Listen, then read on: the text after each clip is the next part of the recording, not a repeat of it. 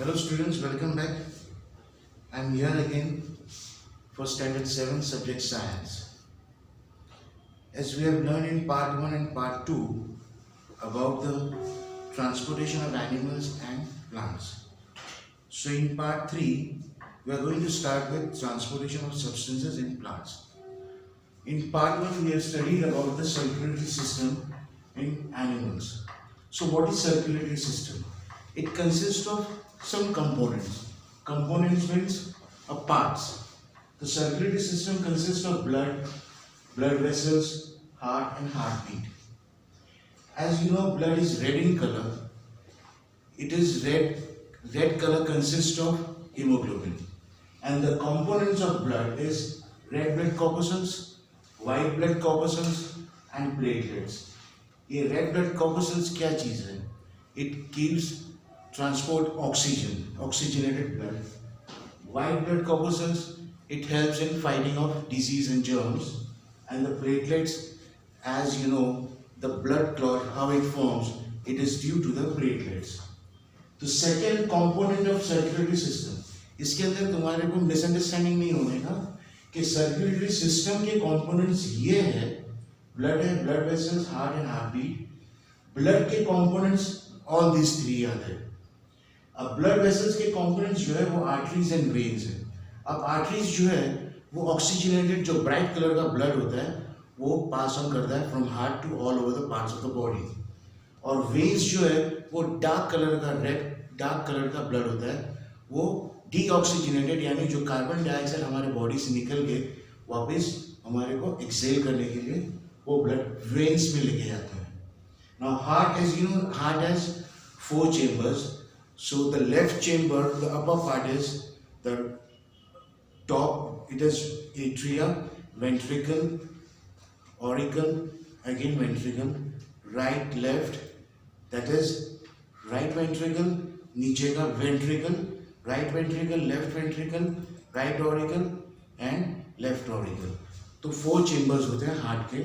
जो oxygenated blood होता है हमारे हार्ट में जाता है, वापस वहाँ से दूसरे बॉडी की तरफ जाता है, all parts of the body, and then जो कार्बन डाइऑक्साइड डीऑक्सीजनेटेड ब्लड होता है वो वापस चेम्बर में आके पल्मोनरी आर्टरीज के थ्रू वापस बाहर निकलता है.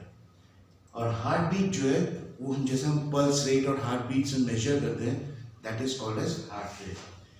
Second is excretion in animals. जब ये चीज़ हम फूड लेते हैं, फूड के लिए लेते हैं, एनर्जी के लिए लेते हैं. और एनर्जी का जो ब्रेकडाउन होता है, जो फूड का ब्रेकडाउन होता है वो ऑक्सीजन के थ्रू होता है. So this is the circulatory system of an animals. अब जब कोई भी चीज़ इनटेक लेते हैं तो some waste material is also left. कोई भी वेस्ट मटेरियल रहता है तो वेस्ट मटेरियल जो है वो एनस के थ्रू बाहर निकल आता है. So that is called as excretion in animals. और एक्सक्रीटरी सिस्टम इन एनिमल्स के अंदर वो पूरा सिस्टम होता है एक्सक्रीटरी सिस्टम के अंदर. सो दैट इज किडनी में होता है, यूरेटर, वो ये सब लिक्विड फॉर्म के अंदर बाहर निकल आता है through urine. Now the third one, last thing is transport of substance in plants. अब ये एक्सक्रीटरी सिस्टम के अंदर kidney, ureter, urinary bladder, urethra और जो यूरिनरी ओपनिंग देता है. सो किडनी के अंदर सो फिल्टर होकर निकलता है. यूरेटर बाद में जो यूरिन होता है दैट इज यूरिनरी ब्लैडर में जमा हो जाता है और फिर यूरेथ्रा और यूरिनरी ओपनिंग के थ्रू वो बाहर निकल आता है as a urine. Now the third part we are going to start today is transport of substance in plants. अब transport of substance in plants के अंदर क्या चीज़ है? तो सबसे पहले roots जो है, जो water and minerals root से absorb होता है. So water and minerals is absorbed. अब वो जो absorption होता है वो किसके थ्रू होता है?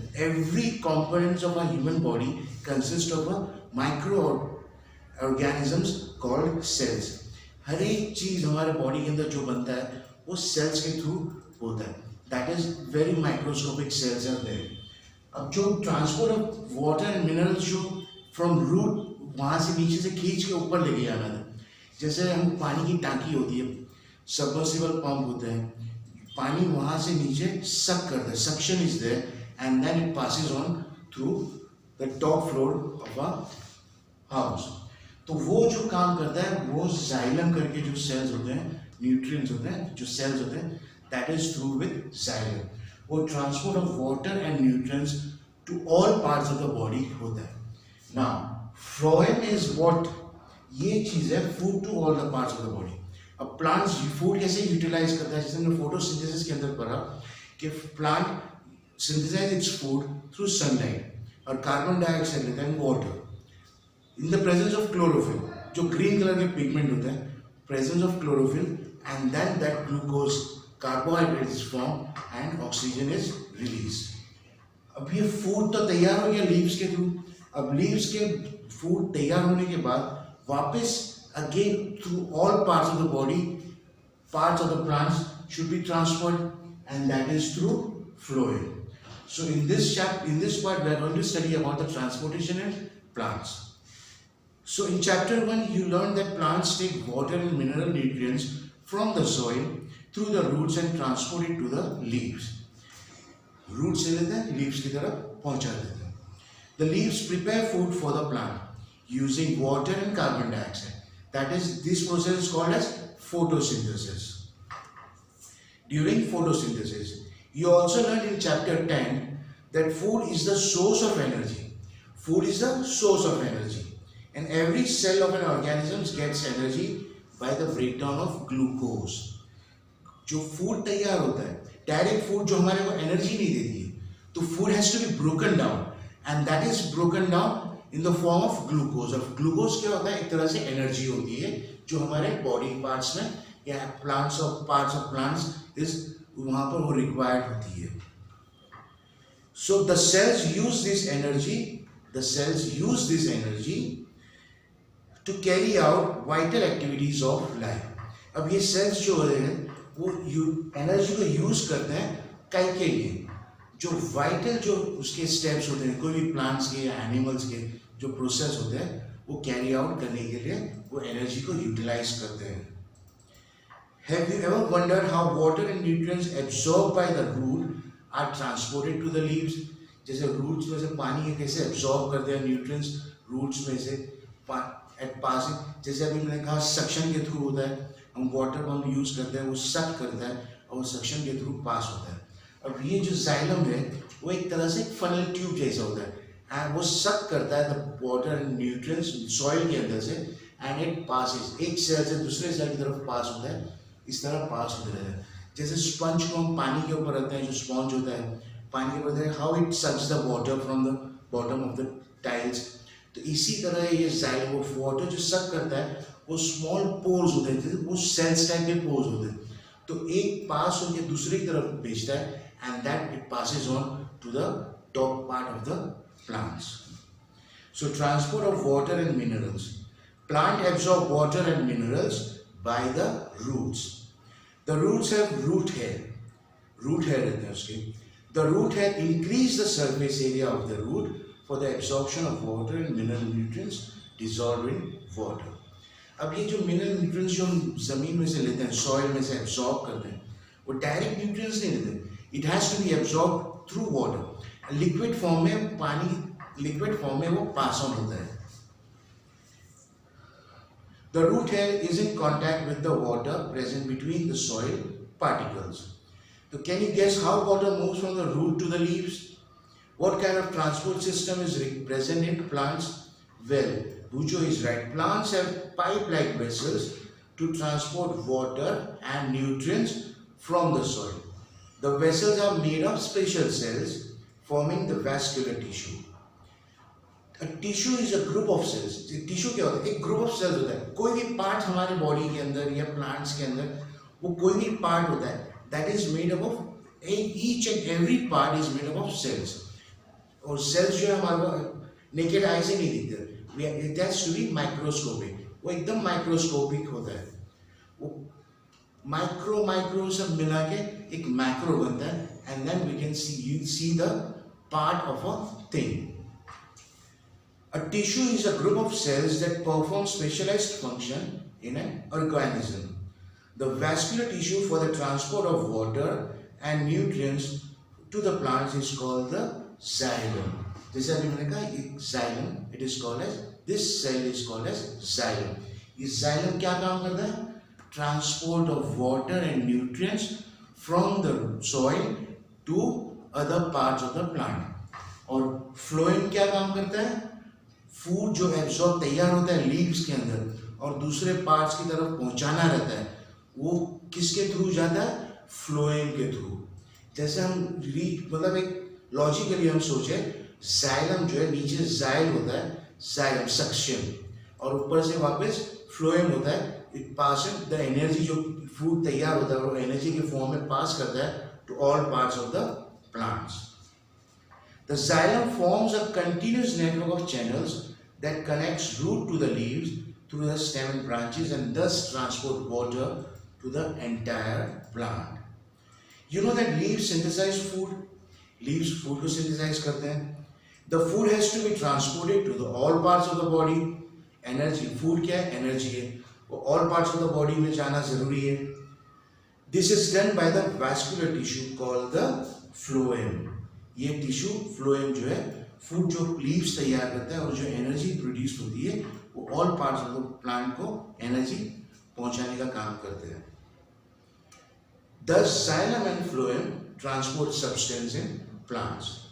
So we require, this is an activity given here, we require a glass tumbler, water, reading, a tender herb, that is example balsam, and a plate for this activity.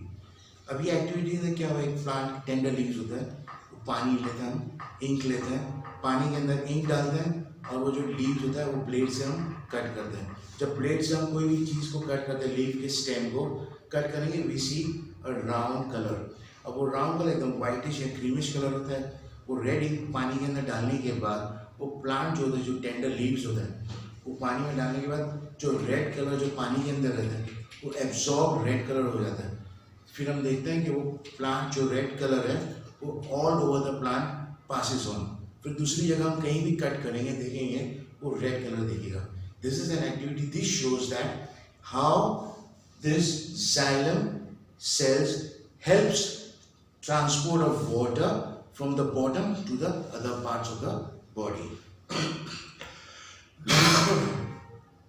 So cut the base of the stem of the herb and place it in the glass as shown. Observe it the next day. Does any part of the herb appear red? If yes, how do you think the color reached there? You can cut the stem across and look for the red color inside the stem. Red color हमारे को दिखेगा. From this activity we see that water moves up the stem. In other words, stem conducts water, just like the red ink. Minerals dissolved in water also move up the stem. जैसे अभी ये activity हमने देखा कि red colour जो है वो दूसरे पार्ट्स के अंदर पहुंचा, इसी तरह वाटर के अंदर जो मिनरल्स डिसॉल्व होते हैं वो प्लांट्स के दूसरे पार्ट्स की तरफ पहुंचाते हैं। So water and minerals go to the leaves and other plant parts through narrow tubes. वो जो है जाइलम के थ्रू, वो ट्यूब्स होते हैं वो जाइलम के थ्रू जाते हैं इनसाइड द स्टेम। अब ये तो हमने ट्रांसपोर्टेशन पढ़ा in of water and minerals. Now we are going to study with the part as transpiration. In class 6 you learned that plants release a lot of water by the process of transpiration. अब ये transpiration का word क्या मतलब होता है? Transpire. Transpire means release of water होता है। Plants release of water करते हैं। Plants भी जो है water छोड़ते हैं। जैसे हमने activity में last chapters में देखे थे कि plant के जो हम लेते हैं एक पॉलीथीन बैग में पैक कर देते हैं तो moisture जमा हो जाता है। वो moisture किसके थ्रू जमा होता है? Because plants या leaves वो पानी को छोड़ते हैं, तो ये प्रोसेस ट्रांसपीरेशन कहलाता है। Plants absorb mineral nutrients and water from the soil. ये पूरा एक प्रोसेस होता है कि water and minerals absorb from the soil, पूरे पार्ट्स को पहुंचाते हैं और वो बाहर भी निकल आते हैं। So water is thrown out through the leaves also, और ये प्रोसेस को water thrown out through the leaves is called as transpiration. Not all the water absorbed is utilized by the plants. अब ये ट्रांसपीरेशन जैसे excretion in humans में जो waste होता है वो एक्सक्रीट होता है, तो ये एक्सक्रीशन इन प्लांट्स जो है वो as a in the form of transpiration. The water evaporates to the stomata present on the surface of the leaves by the process of transpiration. The evaporation of water from leaves generates a suction pull. ऊपर से जब evaporate होगा तो ऊपर space बाकी रह जाएगी। अब जब ऊपर की स्पेस बाकी रही तो वो अगेन वापस नीचे से सक करेगा, सक करने के बाद वापस to all parts of the plants में वापस पानी और मिनरल्स पहुंचेगा। In this way the whole process of transportation of water and nutrients take place in plants.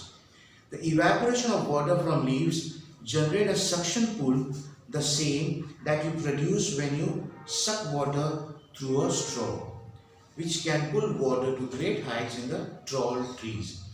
इसी तरह ये प्रोसेस जो है ट्रांसपिरेशन का जो होता है और transportation of water and minerals होता है, यही प्रोसेस के थ्रू चाहे जितनी भी हाइट के अंदर कोई भी प्लांट हो वहाँ तक each and every part of the body जो है प्लांट के पार्ट्स जो है वहाँ तक वाटर एंड मिनरल्स पहुँच जाते हैं। So transpiration also cools the plant. अब जिस तरह हमारे को यूरिन और स्वेट होता है हमारे को कूल करता है हमारे बॉडी टेम्परेचर को, इसी तरह ट्रांसपिरेशन जो है वो प्लांट्स को कूल करते हैं। So here we have completed this chapter. So as a overall summary हमने क्या पढ़ा? ट्रांसपोर्टेशन इन प्लांट्स, ट्रांसपोर्ट, एक जगह से दूसरी जगह पहुंचाना। तो first of all we are going to study, जो हमने स्टडी किया as a summary I will just tell you. Transportation in animals में क्या होता है? द सर्कुलेटरी सिस्टम के जो पूरा होता है वो सर्कुलेट, जैसे हम कहते हैं ना कि वो पूरा सर्कुलर होता है, सर्कुलेट करके आता है, इसी तरह ये सर्कुलेटरी सिस्टम कहलाता है। और सर्कुलेटरी सिस्टम जो है उसके पार्ट्स क्या है कि कौन से पार्ट से ये सर्कुलेटरी सिस्टम बनता है। तो सर्कुलेटरी सिस्टम किस पार्ट से बनता है? That is called as components, जो है ब्लड वेसल्स, हार्टबीट के थ्रू ये पूरा सर्कुलेटरी सिस्टम बनता है। ब्लड एज यू नो उसके कंपोनेंट्स क्या क्या है? RBC that is called as red blood cells, corpuscles, white WBC that is called as white blood cells, platelets and plasma होते हैं। ब्लड वेसल्स जो है वो जो पाइप जो होते हैं पास करने के लिए, जो रेड कलर के जो ब्राइट ऑक्सीजनेटेड ब्लड होते हैं, जो हम लंग्स के थ्रू एयर ब्रीथ करते हैं, तो oxygenated blood is pass through arteries, और डीऑक्सीजनेटेड यानी कार्बन डाइऑक्साइड जो हम वापस रिलीज करते हैं that is pass through the veins.